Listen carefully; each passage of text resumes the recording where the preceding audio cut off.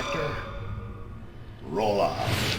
What's going on, guys? This is Mike with Nerd Reactor. I'm here with Sam Liu, the director of Batman: The Killing Joke. Sam, you got a big job to do here. You're adapting one of the most iconic graphic novels in probably all of the Batman lore. How big of a monumental? I mean, it sounds crazy, but you're one of the first to do something that's almost considered. It is R-rated, correct? Yeah, it is, and I think it's.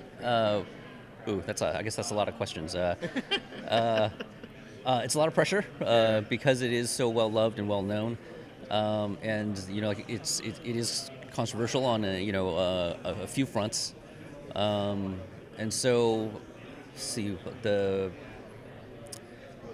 I think for me to make it easier on myself, I just wanted to sort of make the best movie I feel like I could, and maybe in a way, be aware of sort of like what is happening, but I think some stories are just they're not meant to be sort of like fluffy stories. The point of it is it's dark. The point of it is kind of screwed up. And so, but how do you sort of tell that story and still be responsible? I suppose. And I think that was the challenge, and my own sort of like parameters that I sort of put as far as what danger things that I need to avoid or sort of be careful about how we smooth out. I think that was my goal.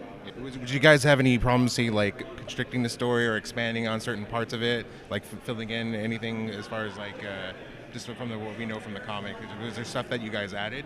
Oh yeah, we definitely added like a prologue, I suppose, because the graphic novel itself is fairly short. It's 48 pages, and it starts as if you already know Batman. You already understand the relationship with Joker, because it just starts with him basically having this conversation in prison with Joker, and I think it was very smart for Bruce and Brian to write this prologue, because it allows the viewers, I think, to sort of like ease into who is Batman, who is Batgirl, what is their relationship, and what do they do, and how do they fit into this world before they kind of go into the Killing Joke. I think fans are, you can never tell if they're gonna like it or hate it or even just accept it. But I kind of feel like as far as an experience of a movie, I kind of feel like it was a very smart move.